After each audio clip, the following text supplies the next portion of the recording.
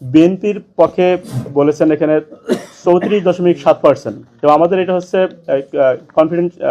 Confidential interval 95%, এর margin of error হচ্ছে 0.93%। আমরা আগে বলেছি। এবং বিএনপির ক্ষেত্রে আমরা এখানে দেখেছি 34.7%, এবং জামাতের ক্ষেত্রে দেখেছি এখানে 33.6%, এবং আনডিসাইডেড ছিল এখানে 17%, এবং এনসিপির পক্ষে আমরা এখানে দেখেছি 7.1%, এবং আদার্স পলিটিক্যাল পার্টিগুলো যাদের পার্সেন্টেজ অন বা তারও নিচে, এটা সব সম্মিলিতভাবে 4.5%, এবং ইসলামী আন্দোলনের ক্ষেত্রে আমরা এখানে দেখেছি 3.1%, টোটাল 100%।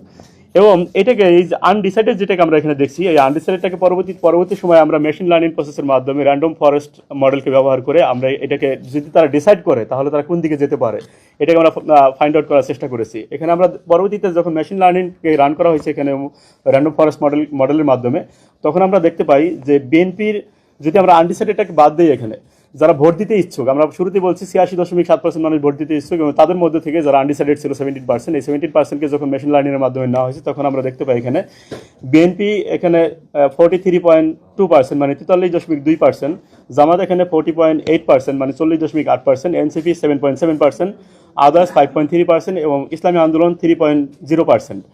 আমরা মেশিন লার্নিংয়ের এখানে একটা জিনিস লক্ষ্য করতে পারি, সেটা হচ্ছে বিএনপির এখানে মেশিন লার্নিং মাধ্যমে দেখতে পাই তাদের বাড়তেছে, জামাতেরও বাড়তেছে, এনসিপিরও বাড়তেছে, অন্যান্যদের বাড়তেছে, কিন্তু ইসলামী আন্দোলন এখানে 3.1 থেকে 3.0% আমরা দেখছি পরবর্তীতে।